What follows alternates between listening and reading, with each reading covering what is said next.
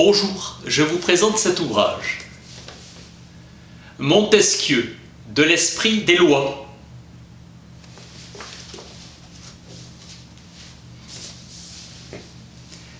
La vertu dans la République est l'amour de la patrie, l'amour de l'égalité, c'est la vertu politique. Il faut que le monde intelligent soit aussi bien gouverné que le monde physique. L'homme est un être borné, sujet à l'ignorance et à l'erreur.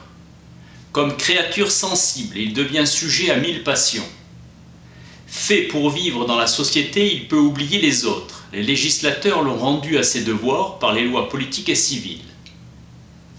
Dans l'état de nature, l'homme songe à sa conservation avant de chercher l'origine de son être. Tout fait trembler l'homme sauvage. Tout le fait fuir, chacun se sent inférieur. Ils cherchent à se nourrir.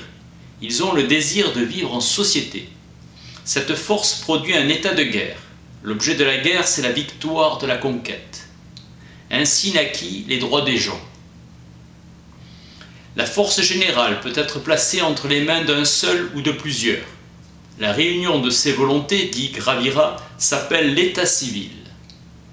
La loi est la raison humaine qui gouverne tous les peuples de la terre. 3 espèces de gouvernement, républicain, monarchique et despotique. Quand le peuple a la souveraine puissance, c'est la démocratie, et quand c'est une partie, c'est l'aristocratie. L'étranger était puni à Athènes s'il se mêlait à l'assemblée du peuple. Dans une démocratie, le peuple seul fait les lois. Quand, dans une aristocratie, il y a de nombreux nobles, c'est un sénat qui règle les affaires. Plus une aristocratie approchera de la démocratie, plus elle sera parfaite. L'essence de la monarchie, point de monarque, point de noblesse, point de noblesse, point de monarque. La vertu est un ressort de soutien du gouvernement. La modération fondée sur la vertu est l'âme du gouvernement. L'ambition est pernicieuse dans une république, mais a des bons effets dans une monarchie. Philosophiquement, c'est un honneur faux qui conduit toutes les parties de l'État. En République, on doit être vertueux. L'honneur a ses règles et l'éducation doit s'y conformer. La vertu est l'amour des lois. Polybe disait que la musique adorait les mœurs. Arcade. Cinète négligèrent la musique et surpassèrent en cruauté les autres Grecs. L'amour de la patrie conduit à la bonté des mœurs, qui mène à l'amour de la patrie. L'amour de la démocratie est l'égalité, bornant l'ambition. Le bon sens et le bonheur des particuliers consistent à leur médiocre talent et leur fortune. Les lois établissent l'égalité dans la démocratie. Pour maintenir l'esprit du commerce, il faut que les principaux citoyens le fassent eux-mêmes et que les lois les favorisent. Garder les mœurs et les coutumes anciennes, car les peuples corrompus n'ont guère établi de société. Les institutions anciennes sont ordinairement des corrections et les nouvelles des abus. L'État est plus fixe sous la monarchie que sous le despotisme. Idée du despotisme, les sauvages de Louisiane coupent l'arbre pour prendre le fruit. Le gouvernement despotique a pour principe la crainte. Le prince est conduit par la colère ou la vengeance. Conservation des palais où il est enfermé. La nature humaine se soulève sans cesse contre le despote. Pour l'établir, tout le monde est bon à cela. La loi est la volonté momentanée du prince. Platon voulait que ceux qui reçoivent des présents pour faire leur devoir fussent punis de mort. Le présent est en usage dans les pays despotiques. Dans une république, ce sont les signes d'une décadence. Sous les bons empereurs romains, le trésor de l'honneur supplée aux autres trésors. Les plus mauvais empereurs romains sont ceux qui ont le plus donné. Platon parle d'une république fondée sur la vertu, et il était contre que les charges, les emplois se vendent. Les hommes sont tous égaux dans le gouvernement républicain, dans le gouvernement despotique aussi, mais dans le premier parce qu'ils sont tout, et dans le second car ils ne sont rien. Dans les États despotiques, il n'y a point de loi. Le juge est lui-même la règle.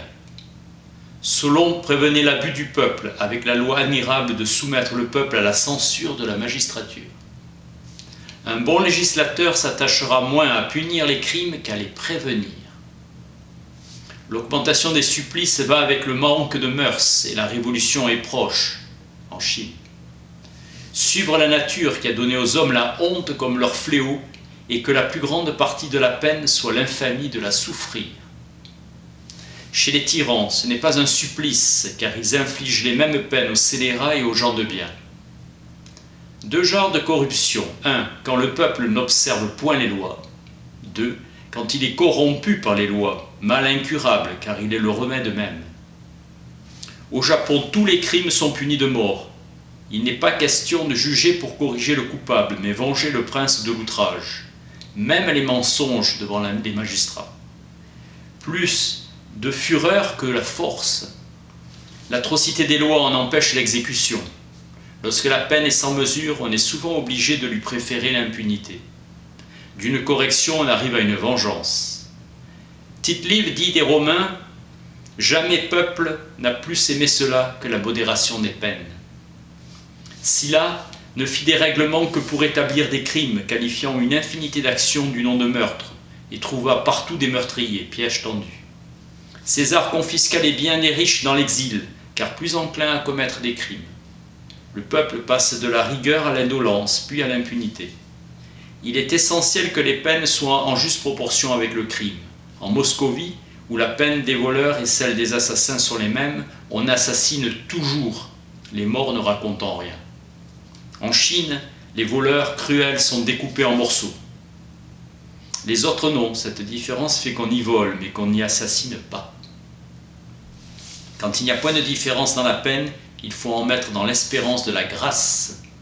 En Angleterre, on n'assassine point, car les voleurs peuvent espérer être transportés dans les colonies, non pas les assassins. Les États despotiques, qui aiment les lois simples, usent beaucoup de la loi du talion. On punit en Chine les pères pour les fautes des enfants, au Pérou aussi. Ici, les pères ont la honte, et cela suffit. La clémence est la qualité distinctive des monarques. Le luxe est toujours en proportion avec l'inégalité des fortunes. Si dans un État les richesses sont également partagées, il n'y aura point de luxe. Dans la République de Platon, le luxe aurait pu se calculer au juste. Le luxe était égal à 0. Moins il y a de luxe dans une république, plus elle est parfaite.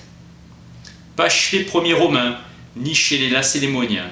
À mesure que le luxe s'établit dans une république, l'esprit se tourne vers l'intérêt particulier. Une âme corrompue par le luxe a bien d'autres désirs. Bientôt elle devient ennemie des lois qui la gênent. Le luxe que la garnison de Régé commença à connaître fit qu'elle en égorgea les habitants. Sitôt que les Romains furent corrompus, leur désir devient immense, le prix qu'ils mirent aux choses. L'impétuosité générale porte à la volupté. Que deviendraient les vertus? Plus un État est pauvre, plus il est ruiné par son luxe relatif. Plus un État est riche, plus son luxe relatif l'enrichit. Les Samnites, descendants des Lacédémoniens, avaient coutume d'assembler les jeunes et de déclarer le meilleur de tous en lui laissant le choix de la femme parmi les filles, celle qu'ils voulaient, la dot de la vertu étant donc l'amour, la beauté, la chasteté, la vertu, la naissance et même la richesse. La corruption de chaque gouvernement commence par celle des principes. Quand on perd dans une république l'esprit d'égalité, quand les suffrages se donnent pour de l'argent, l'esprit d'égalité mène au despotisme. Lorsque les anciens voulaient parler d'un peuple qui avait le plus grand amour pour la patrie, ils citaient les Crétois, amour d'une mère pour ses enfants. Si une république est petite, elle est détruite par une force étrangère.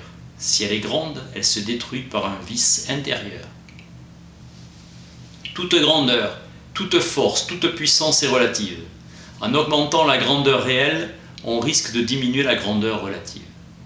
La faiblesse des États voisins est commode, car c'est un autre qui reçoit les outrages de la fortune, et la conquête d'un pareil État augmente notre puissance réelle. Le droit de la guerre dérive de celui de la conquête et en suit l'esprit. Si une démocratie conquiert un peuple pour le gouverner comme sujet, elle exposera sa propre liberté, car elle confiera une trop grande puissance aux magistrats qu'elle enverra dans l'État conquis. Les peuples conquis sont dans un état triste et ne jouissent ni des avantages de la République, ni ceux de la monarchie. Quelquefois une monarchie en conquiert une autre, Plus celle-ci sera petite, mieux on la contiendra par des forteresses. Plus elle sera grande, mieux on la conservera par des colonies. Machiavel. Aristodème, tyran de Cume, obligea les jeunes à laisser pousser leurs cheveux, comme les filles, portant des fleurs et des robes de couleur, parfums et éventails, les éduquant ainsi jusqu'à 20 ans. Cela peut convenir à un petit tyran qui expose sa souveraineté pour défendre sa vie. Alexandre laissa au peuple vaincu leurs mœurs et leurs lois civiles, et souvent même les rois et les gouvernements. Les Macédoniens à la tête des troupes et les gens du pays à la tête du gouvernement, aimant mieux courir le risque de quelques infidélités que d'une révolte générale. Il respecta les traditions anciennes et les monuments de la gloire ou de la vanité des peuples. Il fit 2 mauvaises actions. Il brûla Persépolis et tua Clitus. La postérité se souvient de sa vertu et la beauté de son âme. La liberté est le droit de faire tout ce que les lois permettent. La liberté politique ne se trouve que dans les gouvernements modérés. L'objet de l'État est de se maintenir. La liberté politique dans un citoyen est cette tranquillité d'esprit qui provient de l'opinion que chacun a de sa sûreté par rapport à un autre citoyen. Une monarchie élective, comme était Rome, suppose un corps aristocratique puissant qui la soutienne, sinon elle changera en tyrannie ou en État populaire. La liberté philosophique consiste dans l'exercice de sa volonté. La liberté consiste dans la sûreté. Un prince doit agir avec ses sujets avec candeur, avec franchise, avec confiance. Une preuve qu'on l'aime, c'est que l'on a de la confiance en lui. Des espions, ce n'est pas la pratique ordinaire des bons princes. Les mœurs du prince contribuent autant à la liberté que les lois. S'il aime les âmes libres, il aura des sujets. S'il aime les âmes basses, il aura des esclaves. Qu'il ne craigne point ses rivaux, qu'on appelle les hommes de mérite. Il est leur égal dès qu'il les aime. Il doit être flatté de l'amour du moindre de ses sujets. C'est une bonne coutume des Maldives que lors qu'un seigneur est disgracié, il va tous les jours faire sa cour au roi jusqu'à ce qu'il entre en grâce. Sa présence désarme le courroux du prince. Les revenus de l'État sont une portion que chaque citoyen donne de son bien pour avoir la sûreté de l'autre ou pour en jouir agréablement. La sagesse et la prudence doivent régler cette portion qu'on note et cette portion qu'on laisse au sujet. On peut lever des tributs plus forts à proportion de la liberté des sujets, et l'on est forcé de les modérer à mesure que la servitude augmente. Un peuple dominateur peut s'affranchir de tout impôt, car il règne sur des nations sujettes. Un grand ministre est celui qui est le sage dispensateur des revenus publics. Les hommes sont différents selon les climats. L'air froid augmente leur ressort, au contraire l'air chaud les relâche. On a plus de vigueur dans les climats froids, plus de confiance, plus de courage et moins de désir de vengeance. Dans les pays froids, on a moins de sensibilité pour les plaisirs extrêmes. Les Indiens sont sans courage. Une bonne éducation est nécessaire aux enfants. La culture des terres est le plus grand travail des hommes. Les nations paresseuses sont ordinairement orgueilleuses. Plus le climat les porte à fuir ce travail, plus la religion et les lois doivent y exciter contre la paresse naturelle. La loi de Mahomet, qui défend de boire du vin, est une loi du climat d'Arabie, pour les Carthaginois aussi. Il est de la sagesse des législateurs de veiller à la santé des citoyens. La servitude commence toujours par le sommeil. La politique est une lime sourde qui use et qui parvient lentement à sa fin. Le peuple des Indes est doux, tendre, compatissant. Le peuple japonais a un caractère atroce. L'esclavage est l'établissement d'un droit qui rend un homme tellement propre à un autre homme qu'il est le maître absolu de sa vie et de ses biens. Dans les pays despotiques, où l'on est déjà sous esclavage politique, l'esclavage civil est plus tolérable qu'ailleurs. Mais dans le gouvernement monarchique, où il est souverainement important de ne point abattre ou avilir la nature humaine, il ne faut point d'esclaves. Les esclaves sont contre l'esprit de constitution d'une démocratie où tout le monde est égal. L'esclavage est venu de la pitié, obtenant ainsi des prisonniers qu'on ne tua pas et des enfants d'un père esclave qui devinrent esclaves ne pouvant se nourrir. L'origine est le mépris d'une nation pour une autre. Les connaissances rendent les hommes doux. La raison porte à l'humanité. Il n'y a que les préjugés qui y fassent renoncer. Utilisation de l'esclavage en Amérique des Noirs pour des raisons économiques. Le sucre serait trop cher sans cela. Dieu n'a pas mis d'âme, et surtout une âme bonne, dans un corps tout noir au nez écrasé. La couleur constituant l'essence de l'humanité. Les nègres n'ont pas de sens commun, faisant plus de cas d'un collier de verre qu'à un en or. Impossible de supposer qu'ils soient des hommes. De petits esprits exagèrent l'injustice que l'on fait aux Africains. Les moscovites aussi se vendent très aisément, car leur liberté ne vaut rien. La chaleur aussi est une raison d'esclavage, car les hommes portés à un devoir pénible ne peuvent l'être que par la crainte du châtiment. L'esclavage ainsi choque moins la raison. Comme tous les hommes naissent égaux, l'esclavage est contre la nature, même si dans certains pays il soit fondé sur une raison naturelle. Quand toute la nation est guerrière, les esclaves armés ne sont pas à craindre. Chez les Allemands, les actions qui avaient pour principe le courage et la force n'étaient point odieuses et se servaient de leurs esclaves dans leur guerre. Les Allemands ne distinguaient pas le brigandisme et la gloire. Le magistrat doit veiller à ce que l'esclave ait sa nourriture et son vêtement, ainsi réglés par la loi. La loi de Moïse punissait le maître tuant son esclave, mais pas si à la correction survivait l'esclave, car c'est son argent. L'affranchissement ne doit pas se faire en nombre considérable. Posez les eunuques, on ne peut guère les regarder en affranchis, car ils ne peuvent avoir de famille. Aux Tonquins, on leur donne la magistrature. Tous les mandarins civils et militaires sont eunuques. Ils sont naturellement avares et on les laisse se marier. Les entreprises du désespoir sont une espèce de jouissance, d'empire. Esprit dont il ne reste que le désir, usage de son impuissance. Dans les pays où la polygamie est établie, le grand nombre des femmes dépendent beaucoup des richesses du mari. La polygamie est moins un luxe que l'occasion d'un grand luxe chez des nations puissantes. Dans les climats chauds, on a moins de besoins, il en coûte moins pour entretenir femmes et enfants. On peut donc avoir un plus grand nombre de femmes. Sur la côte du Malabar, ce sont les femmes qui peuvent avoir plusieurs maris, les naïrs.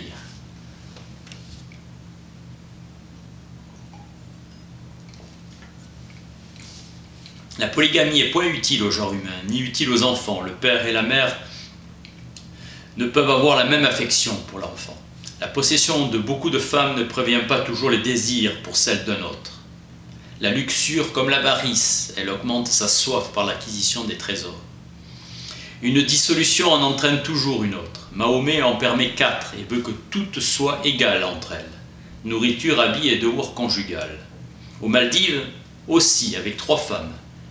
Le divorce est un consentement mutuel à l'occasion d'une incompatibilité mutuelle, au lieu que la répudiation se fait par la volonté et pour l'avantage d'une des deux parties, indépendamment de la volonté et de l'avantage de l'autre. Les événements de l'histoire, Grèce, Rome, barbares, Charlemagne et Normands, prouvent que les destructeurs sont sans cesse détruits. En Asie, on a toujours vu de grands empires et la puissance est toujours despotique, héroïsme de la servitude. Les pays ne sont pas cultivés en raison de leur fertilité, mais en raison de leur liberté. Un peuple quitte un mauvais pays pour en chercher un meilleur. La plupart des invasions se font donc dans des pays que la nature avait fait pour être heureux. La stérilité des terres rend les hommes industrieux, sobres, endurcis au travail, courageux, propres à la guerre. Il faut bien qu'ils se procurent ce que le terrain leur refuse. La fertilité d'un pays donne avec l'aisance la mollesse et un certain amour pour la conservation de la vie. Les peuples des îles sont plus portés à la liberté que les peuples du continent. Les conquérants sont arrêtés par la mer. Le grand nombre de nations sauvages en Amérique est que la terre y produit beaucoup de fruits dont on peut se nourrir, abondance. La différence entre peuples sauvages et barbares est que les premiers ne peuvent se réunir alors que les petites nations des autres, oui. Les uns chasseurs, les autres pasteurs. Les hordes peuvent se réunir. Les peuples qui ne cultivent pas leur terre jouissent d'une grande liberté, car ils n'y sont pas attachés, ils sont errants, vagabonds. Chez ces peuples, la liberté de l'homme est grande. La culture de terre demande la monnaie, établissement d'un signe de valeur, état policé. Quand un peuple n'a pas l'usage de la monnaie, on ne connaît guère chez lui que les injustices qui viennent de la violence et les gens faibles en s'unissant se défendent contre la violence. Où est la monnaie? On est sujet aux injustices qui viennent de la ruse, nécessité de bonnes lois civiles. Où nous n'avons pas de monnaie, chacun a peu de besoins et les satisfait aisément et également. L'égalité est forcée et leurs chefs ne sont point despotiques. Les préjugés de la superstition sont supérieurs à tous les autres. Et ces raisons aussi. Chez les Tartares, c'est le dernier des mâles qui est l'héritier naturel, le plus âgé partant avec les troupeaux fonder une famille et mener une vie pastorale. Les lois saliques de Sala, qui veut dire maison, est la loi qui laisse au mâle la terre au préjudice des filles. Loi purement économique qui donnait la maison et la terre dépendantes au mâle qui l'avait habité, qui devait l'habiter. Les filles exclues de la succession. Les peuples qui ne cultivent pas la terre n'ont pas l'idée du luxe. Admirable simplicité des Germains. Les mariages sont sévères, les mœurs sont rigides et peu de violations de la foi conjugale. Les peuples barbares sont presque tous armés. Les aigles, disait le roi des Ostrogoths, cessent de donner de la nourriture à leurs petits sitôt que leurs plumes et leurs ongles sont formés.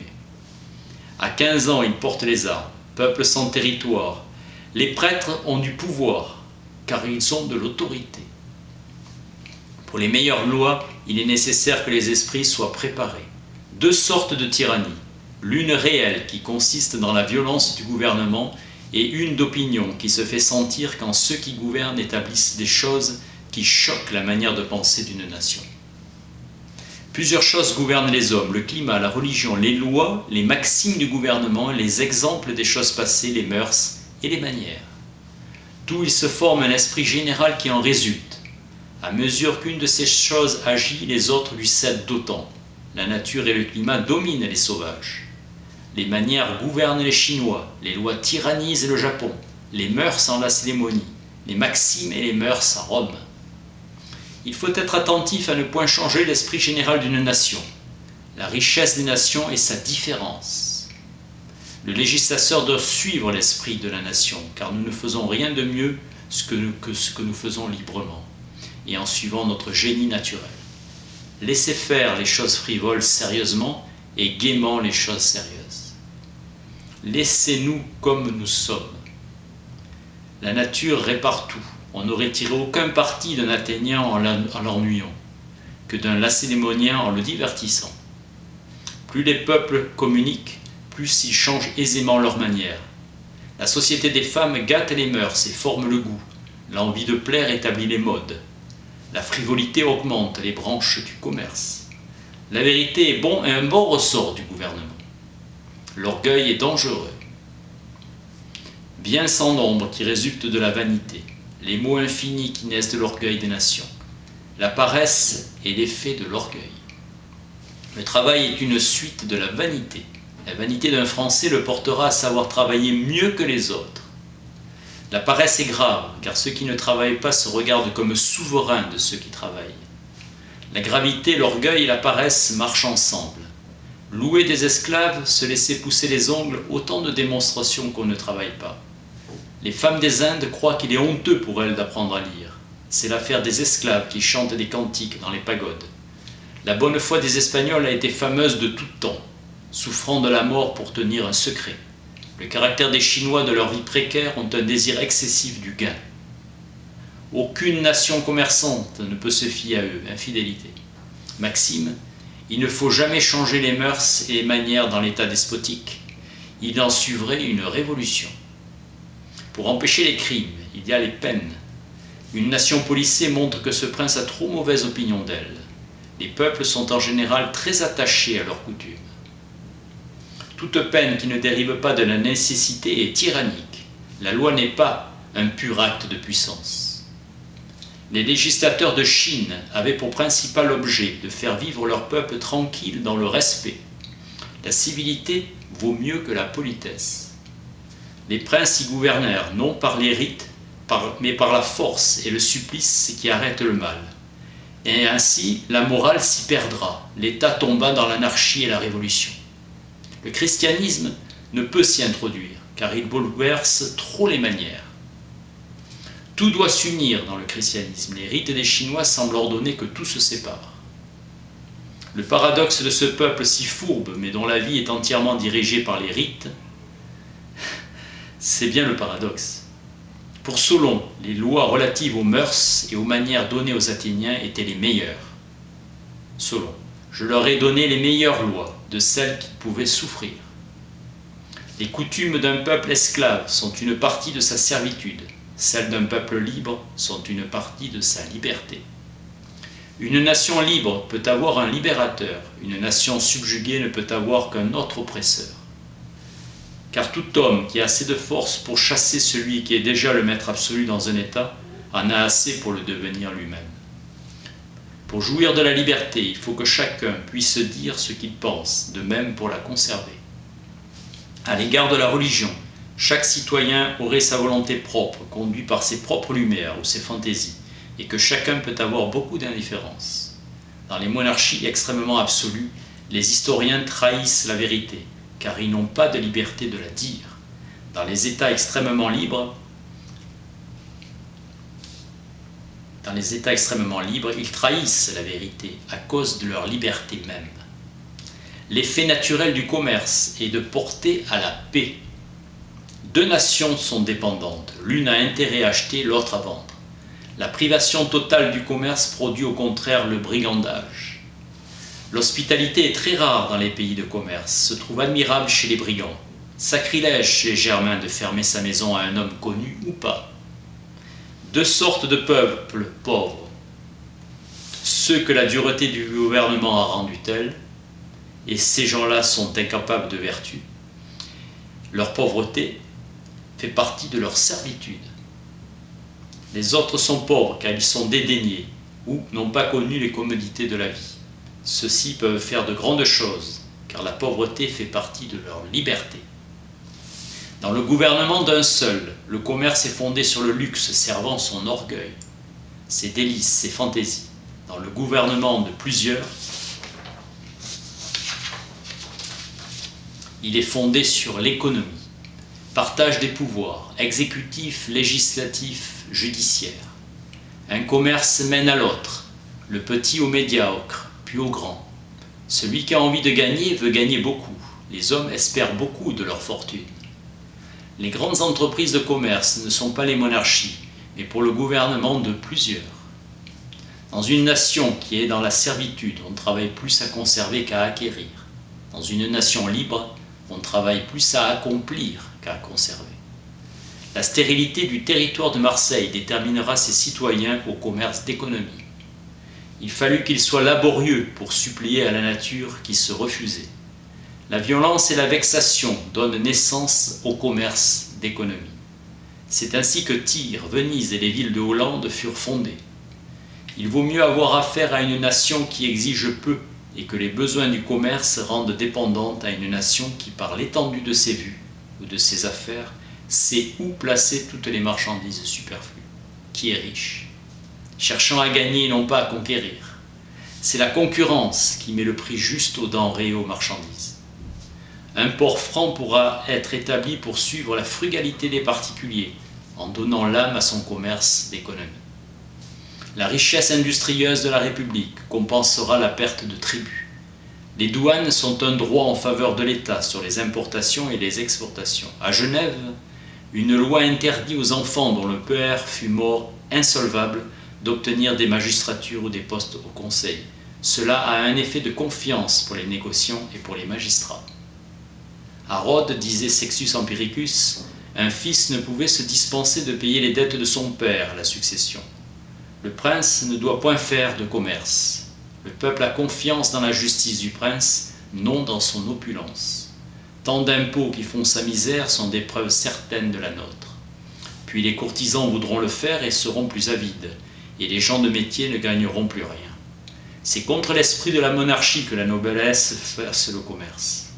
Ce ne sont point les nations qui n'ont besoin de rien qui perdent à faire le commerce. Ce sont celles qui ont besoin de tout.